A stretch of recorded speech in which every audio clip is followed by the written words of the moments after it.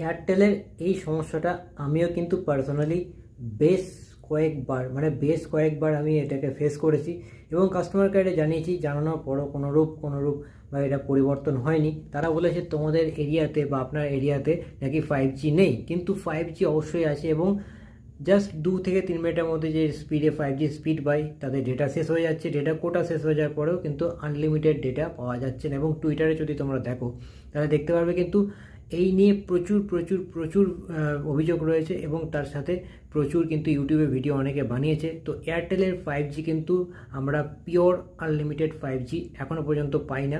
সেক্ষেত্রে জিওর 5G কিন্তু তোমরা আনলিমিটেড পাচ্ছ এবং তার সাথে ভোডাফোন 5G আমি ইউজ করছি, সেখানে কিন্তু কোনো এই ডেটা যে কেটে নেওয়ার সম্ভাবনা সেটা কিন্তু নেই। ভোডাফোন কিন্তু এনএসের উপরে কাজ করছে, তাও কিন্তু এখনও পর্যন্ত 4G কোর নেটওয়ার্ক ব্যবহার করা সত্ত্বেও কিন্তু ভোডাফোনের এই যে ডেটা কেটে নেওয়ার ব্যাপারটা কিন্তু এখনও নেই।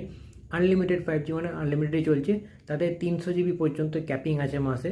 সেই 300 GB পর্যন্ত কিন্তু তোমরা আরামসে 5G ইউজ করতে পারবে। প্ল্যান যথেষ্ট সস্তা, 299 টাকা রিচার্জ যদি করো তাহলে কিন্তু ভোডাফোনে 5G পেয়ে যাবে।